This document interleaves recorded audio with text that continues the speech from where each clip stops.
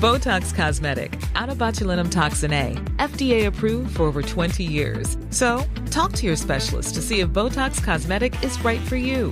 For full prescribing information, including boxed warning, visit BotoxCosmetic.com or call 877-351-0300. Remember to ask for Botox Cosmetic by name. To see for yourself and learn more, visit BotoxCosmetic.com. That's BotoxCosmetic.com.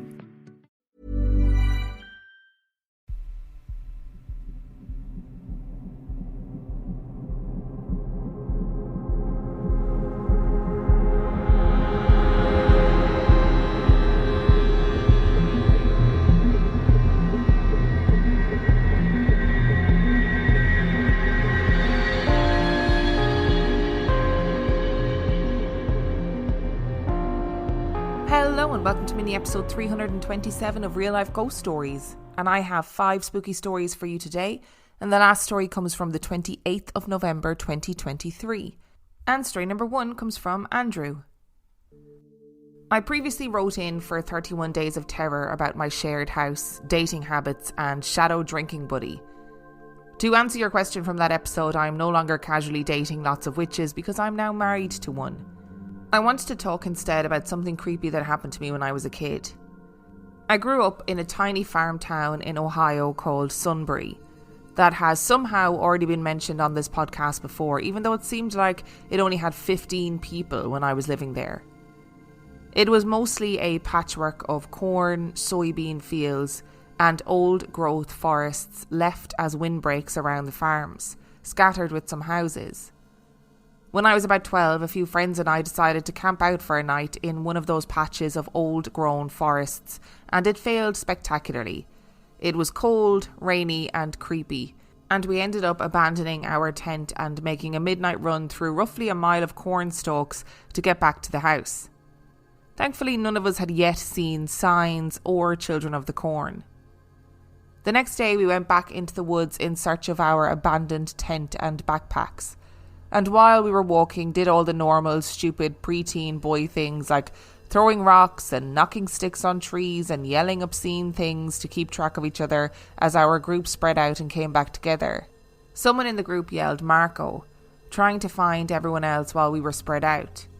But we got the answering Polo from a far off, older voice that didn't belong to anyone in the group. It shook us for a moment, but preteen boys get dumber in a collective instead of smarter, and we decided to follow the voice. I said earlier that the forest was old growth, but certainly not untouched.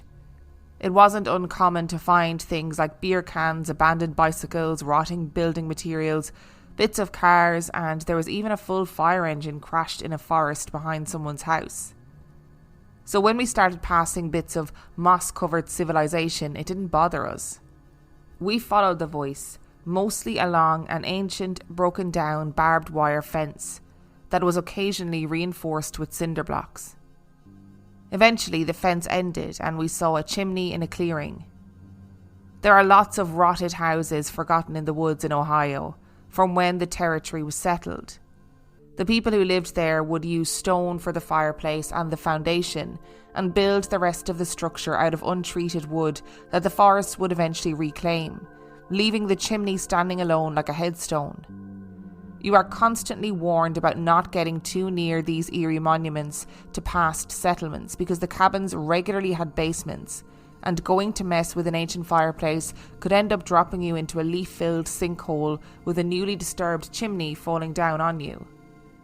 I know that was a lot of unnecessary explanation, but I wanted you to understand how unsettling it was realising that the last answering Polo had come from this rotted, reclaimed potential death trap of an abandoned cabin. I wish I had more of a climax to the story, but as far as I remember, we stood at the edge of the clearing and yelled Marco a few more times without getting any more answers before we just left. I don't think it settled into our child minds how dangerous and unsettling that whole experience was. And we just casually strolled off back into the forest where we smacked trees with sticks, threw rocks, and failed to find our tent or backpacks until at least 2 years later. This story has really unnerved me First of all, Andrew, thank you for clarifying that you no longer casually date witches because you married one. You obviously experienced that witchy life and just could never go back. When I was a kid, and indeed as an adult, I did always find camping very disappointing. It would get to the middle of the night and I'd be like, I'm cold and I'm not really arsed with this. But I don't know which is worse, staying in the tent or having to run through a mile of cornfield. I think even without seeing Children of the Corn or Signs, cornfields are still scary, although infinitely more scary post Signs. I think the thing that scares me about this story more than anything else is the possibility that it was a real person. It's a genuine biological phenomenon that teenage boys are hardwired to take more risks, and teenage boys in a group are hardwired to take even more risks as they try and show off to each other and prove that they're brave, etc., etc. So when you're that age, you just don't really think about the consequences. But this is one of those stories where I want it to be a ghost.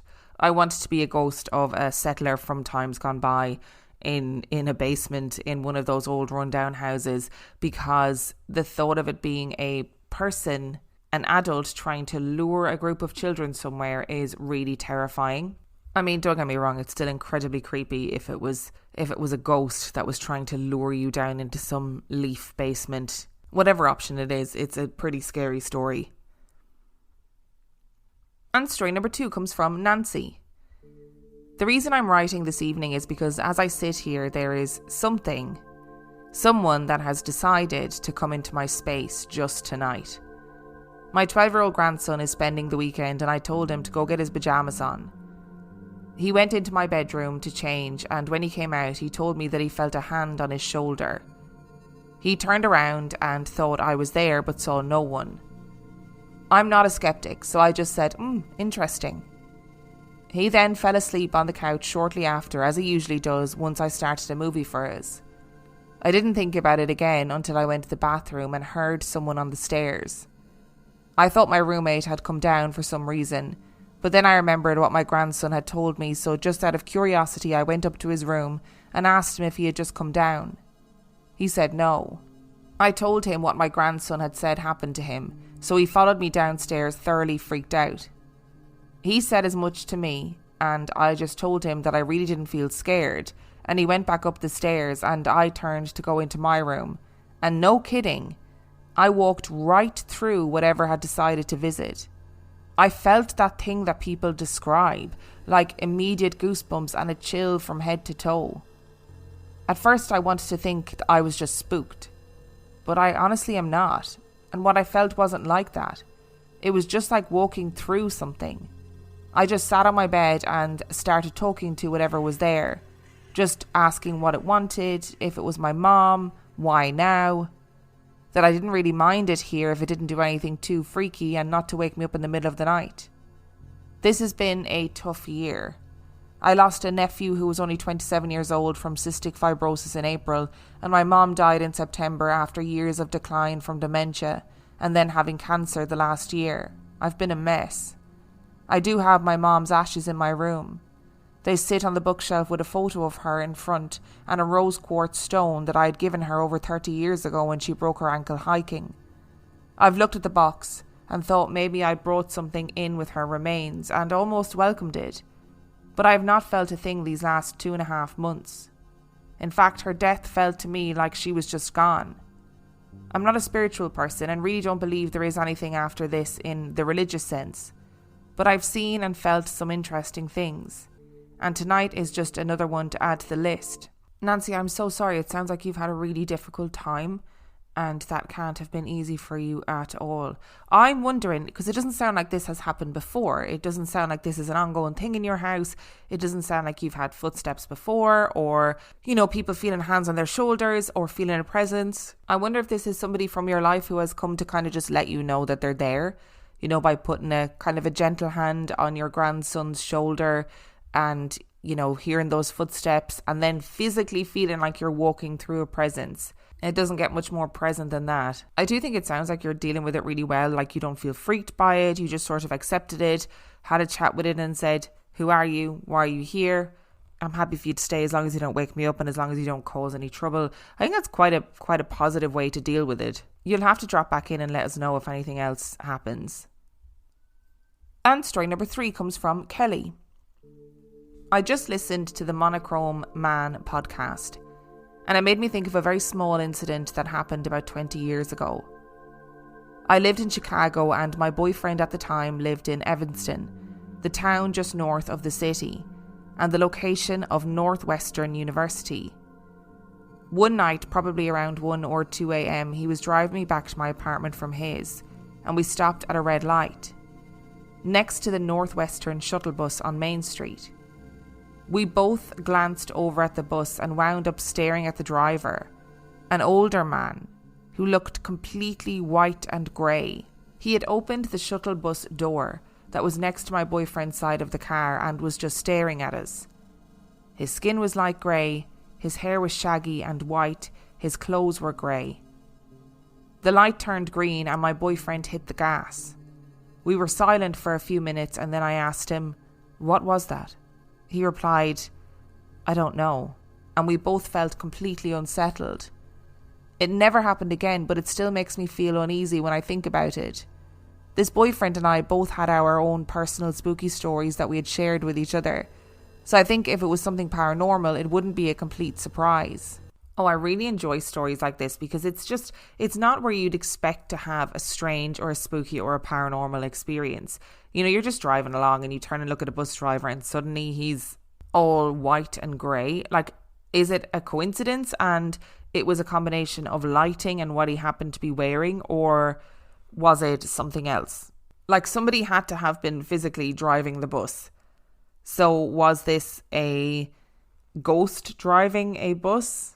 Because if we're adding bus driving to the list of jobs of the afterlife, somebody needs to start writing these down because I'm starting to lose track. Hello, it's editing me from the future. I just wanted to point out that I realised after I was editing this that I completely misunderstood that story. I don't know where I got it from that the ghost or the monochrome man was a bus driver.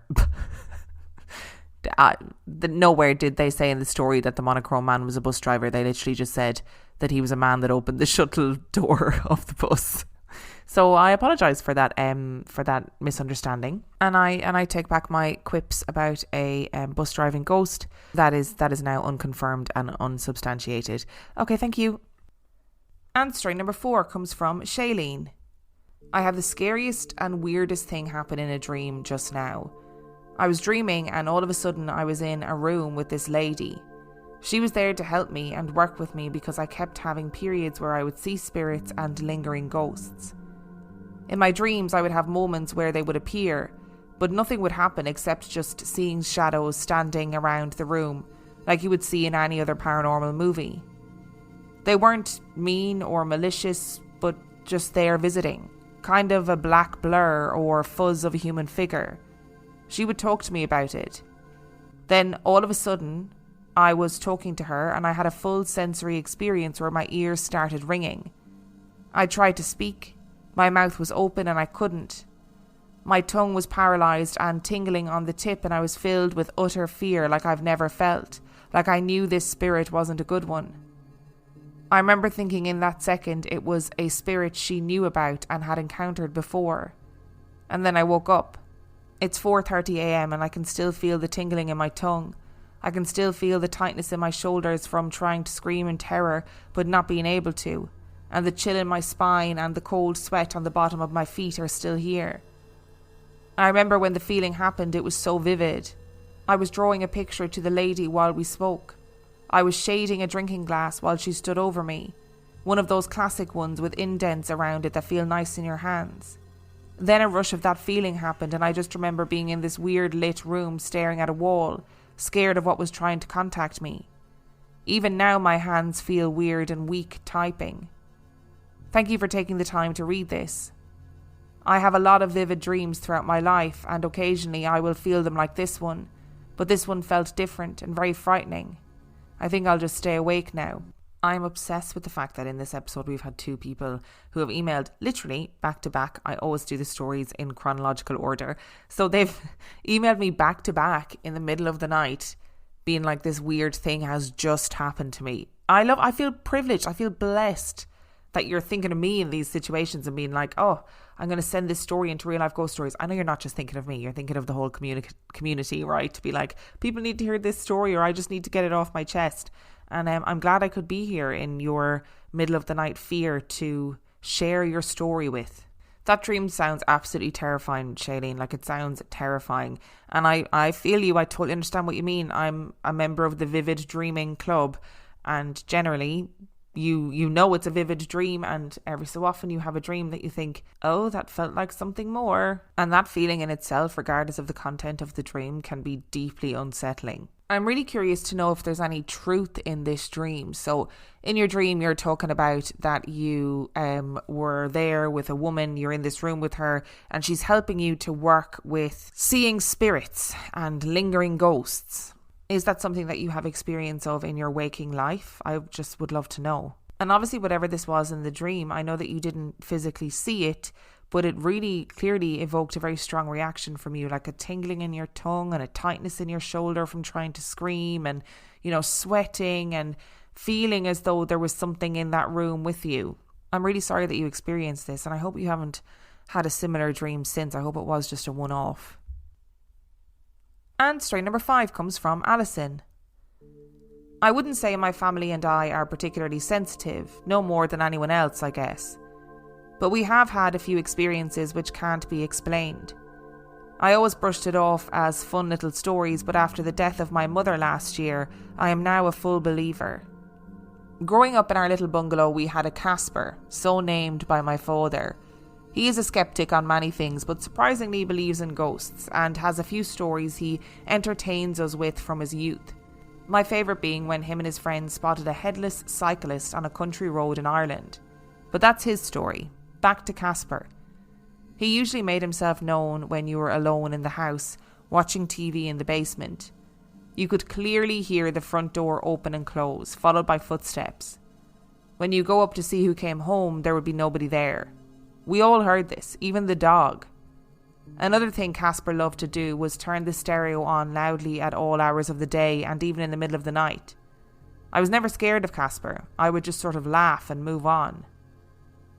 One time I did, however, get a good scare, but I don't think it was Casper. I was waiting for a friend to come over for a sleepover. She lived across a park that our house backed onto. I was looking out the back door and saw her coming over the hill towards me. It was dark out, but I could see a figure holding a bag like my friend would be carrying her overnight bag. I waited and waited, and it looked like she was walking towards our house, but she wasn't getting any closer. I called out, but she didn't answer. She just kept walking. Very confused, I went into the house and waited. When she still didn't turn up, I went back to the door to look out, and the figure I had seen was gone. I thought maybe she had turned back for something, so I called her house and she answered. She hadn't left her house at all yet. The thing I was calling to was not her. From then on, I avoided looking out into the park at night. Other than some stupid teenage Ouija board experiences, Bagman was the only creepy feeling that I had in that house. Interesting to note that once me and my siblings moved out of the bungalow, my parents said that Casper doesn't show up anymore. I like to think that it was my granddad keeping an eye on us. As I got older, I didn't have too many experiences of note, mainly sleep paralysis, and I have met the asshole hat man on one occasion. The next part is hard for me to write, because we are coming up to the 1-year anniversary of my mom's death. It's still very painful. She was a wonderful, funny lady, and we were very close. I used to keep a list of funny things she would say called Shit My Mom Says, inspired by a book of a similar name. Now, since her passing, I have another list going called Shit My Mom Does. Here are some of the more concrete ones that I can't explain away. Very shortly after she passed, it could have even been that same evening since she passed in the morning, I was asleep in my room and was awoken by a bright golden light filling my room. In my sleepy days, I thought it was the garage light going on, maybe a cat walking by, turning on the motion sensor. As I slowly came awake, I realised, wait a second, that light doesn't shine directly into our room. Then I got scared. I thought someone was outside shining a light in. I was facing away from the window, so closed my eyes and tried to get up the courage to turn around. When I opened my eyes, the light was gone. I turned around and there was nothing at the window, but I wasn't scared anymore. I was filled with a wonderful, peaceful feeling and felt warm and relaxed for the first time in weeks. I was able to fall back asleep with a smile on my face, knowing Mom had popped in for a bit. In the morning, to be sure, I checked outside the window for tracks in the snow, and there were none. A few days after that, my cousin was at my house, visiting with me and the kids before we went to my parents' house to meet up with the rest of the family. We were running a little late, but we were in the car on our way when a phone call came in over the Bluetooth from Mommy. That is how I had my mom's phone saved in my contacts. My cousin and I looked at each other like, what the fuck? I let it ring for a bit, but then I answered, kind of mad, and I was going to tell whomever was calling to never call me from that phone again. But when I picked up, no one was there. We could hear distant conversation like a butt dial. And my cousin and I just listened, just repeating, what the fuck? What the fuck? What the fuck? To each other. Eventually her dad, my uncle, got on the line and said, hello? And he asked why we were calling my mom's phone. We found out when the call happened, the phone was on the counter, but everyone was at the front door greeting my brother who had just arrived. No one was even near nor touching the phone, but we clearly connected. My uncle only picked up the phone because he could hear us talking. I know my mom was calling since my cousin and I were late. She would always call to find out where we were when she was waiting for us. Since then, I look for signs for her everywhere, hence what populates the shit my mom does list. One time I was sitting at my desk being very sad and trying to work, and I felt, I see you. I didn't hear it, I don't know how to explain it, I just felt it. I looked up and my eyes fell directly to a book on the shelf titled I See You. Next to that book was one titled The Good Daughter, and next to that was Ghost Stories. I totally crumpled in laughter and sadness then. I know it was my mom. Who knows how long these books have been organised like that, but I believe it was my mom who made me look. One last one. My friend and I were sitting at the counter, and a little black jujube rolled across towards me. I love black jujubes. My daughter had been eating the candies earlier, but on the other side of the room, and she hates the black ones, so she always gives them to me. Also, I know the counter was clear because it's a pet peeve of my friends to have a dirty counter, so I'm always sure to have it clear when she comes over because we always sit there. When it rolled over and I picked it up, we were both so surprised. And my friend said, "Oh, is that from your mom?" And of course I started crying and hugged the jujube. How many people do you know who can say that they've hugged a jujube? I have a few more, but I'm sure you get the gist. It's been a few months though, so I've been eagerly waiting for another event. I miss her so much. I want to remember all these things, and I try to remember mostly the feeling they leave me with, because I know this is her way of telling me that she's okay and showing off her new powers. Being non-religious and losing someone so close, this is a little bit of comfort that gets me through. Alison, I do think that is an amazing way to remember your mom, to keep a shit mom does list so that you can remember all these things. Remember the events, and also, like you said, remember how they made you feel. Going back to your original story where you had your Casper in the house growing up, and I love the way when people write in stories, they're like, yeah, we had a ghost in the house growing up. You know, it used to do weird things like turn on the radio and it would slam doors and you would hear footsteps and so on and so forth. And you're just like, yeah, I mean, we were fine about it. It was just, you know, we would just laugh and go about our day. Imagine if that ghost was actually some sort of demon trying really hard to scare the living shit out of you, and you guys are just like, oh, haha, isn't that sweet? And you just move on. Oh, they must have been livid. I do think that story about seeing your friend coming over the hill towards you is really weird. That seeing that figure holding the bag that isn't getting any closer to you. That's a really strange story. And I don't blame you for avoiding looking out into the park at night, because I think I would be the same. I'd be like, well, if I can't see it, then then it's not going to get me. Obviously, I'm really sorry that you lost your mum. That must be so difficult. It must have been so difficult and must continue to be so difficult. there's so much to try and unpack and try and deal with when you've lost somebody that close to you, and like you said, you're not religious, so it's difficult to know where they are or, you know, what they're doing. But it sounds like she has found a way to show you comfort, like, you know, rolling little black jujubes at you. I'd be pretty happy if I had a ghost relative that I had lost that was giving me nice things, to be honest. And, you know, we've talked about phone calls from the beyond many times on this podcast. I think it's really staggering that these things happen. You know, even if a phone was going to glitch or whatever, what are the odds that the glitch would be that it would call somebody? And what are the odds that the glitch would be that it would call you? I do find those types of stories really, really compelling. And I'm glad that you're able to keep your shit mom does list and that it brings you comfort. Thank you so much for listening to today's episode. Thank you to Andrew, Nancy, Kelly, Shaeleen and Allison for sending in your stories. Remember, the last story comes from the 28th of November 2023. And if you would like to send in your story, you can do so by emailing it to reallifeghoststoriespodcast@gmail.com. You can also check out the website reallifeghoststoriespodcast.com. And if you are desperate for some extra content, you can subscribe to the Patreon. That is patreon.com/reallifeghoststories, where for $5 a month or $2 a month, you get access to heaps of extra content, as well as every single main and mini episode completely ad-free. And on that note, I shall see you next time.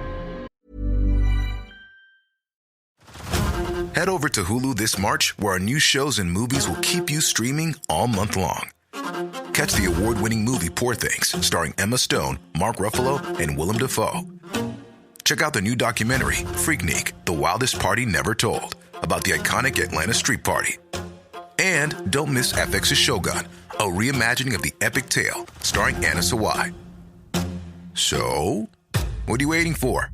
Go stream something new on Hulu.